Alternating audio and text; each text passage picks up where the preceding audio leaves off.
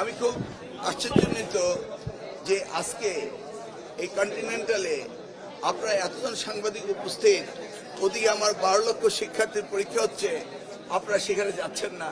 এই প্রশ্নের উত্তরটা কি আমাকে দেবেন?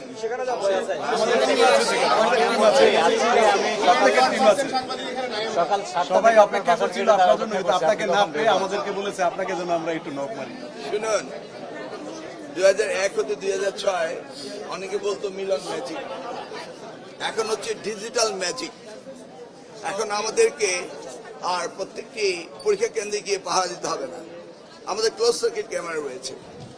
আমাদের টিচাররা আজকে সচেতন, আমাদের অভিভাবকরা সচেতন, প্রশাসন সচেতন রয়েছে এবং পুলিশ বিভাগ তারা বডি ক্যাম ব্যবহার করছে।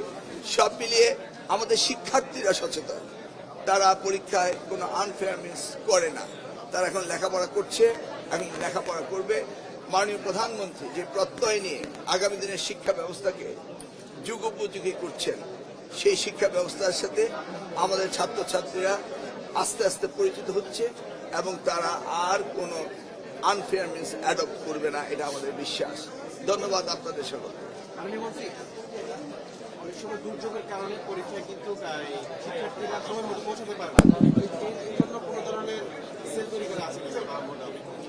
আপনি আজকে দেখবেন ঢাকায় পুলিশ অত্যন্ত অ্যালার্ট, তারা ট্রাফিক জ্যাম যেন না হয় সেজন্য তারা কাজ করছে।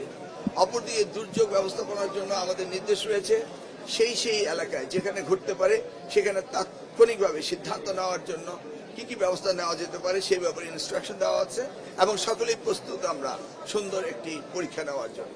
এর মধ্যে আপনি একটা ঝরে পড়ার কথা বলছেন, শিক্ষার্থীরা সেটা দুঃখজনক বলছেন। এবার পরীক্ষার্থীদের মধ্যে এমন কোনো সংখ্যা আছে যে কেমন সংখ্যা আছে যে এবার পরীক্ষা অংশগ্রহণ করছেন? দেখুন, ঝরে পড়ার নাম্বারটা এসএসসির পরে এইচএসসি বা দাখিলের পরে আইএলএম, এটা একটা স্বাভাবিক গতি ছিল। অনেক মেয়েরা বিয়ে করে ফেলে, অনেক ছেলেরা কাজে চলে যায়, এগুলি একটি সাধারণ নিয়ম ছিল। কিন্তু এবার এটার রেটটা অনেক বেশি বেড়ে গিয়েছে, কারণ শিক্ষার্থীরা বুঝতে পেরেছে যে লেখাপড়া করতেই হবে পরীক্ষা দিতে হলে। অনেকে এবার প্রস্তুতি নিতে পারেনি বিধায় ভাবছি, তবে আমরা এই বিষয়টি গুরুত্ব দিয়ে দেখব। ক্লাসরুম এডুকেশন, টিচার্স ট্রেনিং প্রোগ্রামগুলো আমরা বাড়িয়ে দেব, সিলেবাস কারিকুলাম এবং সময় সবকিছু আমরা সুন্দরভাবে সাজিয়ে যেন আগামী দিনে এই ড্রপ আউট না হয়। এই ড্রপটা আমাদের জন্য একটা বিরাট লক্ষণীয় এবং আমরা এটা নিয়ে গবেষণা করছি। আপনি শিক্ষকদের নির্বাচনে অংশগ্রহণ নিয়ে খুব বলছিলেন, সেটা কি আরেকটু ক্লিয়ার করবেন? সেটা কি স্থানীয় সরকার নির্বাচন আর জাতীয় সকল ধরনের নির্বাচন তার অংশ? সেটা একটু ক্লিয়ার। আমি লোকাল গভর্নমেন্ট বলেছি।